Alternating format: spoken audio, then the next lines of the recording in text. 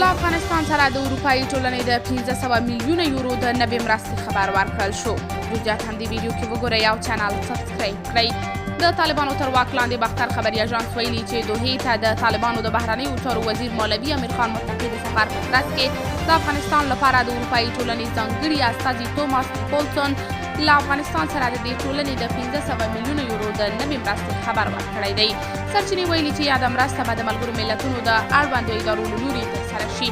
بل لور ته د افغانستان لپاره د اروپایي ټولنې سفیر وان برانټ په دوحه کې طالب پلاوي سره د لیدنې پر مهال په افغانستان کې د بشري حقونو د وضعیت په اړه جدي اندېښنه ښودلې ده. نوموړي ویلي چې د طالبانو تر واک لاندې وضعیت کې ویره او ډار اوج ته رسېدلی دی چې دوی یې اندېښمن کړي دي.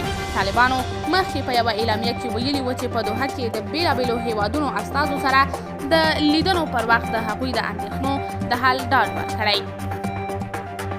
قدرمنو لیدونکو، تاسې د دې موضوع په هکله څه نظر لرئ؟ نظریات مو راسره په کمنټ کې شریک، ویډیو لایک او چینل سبسکرایب کړئ.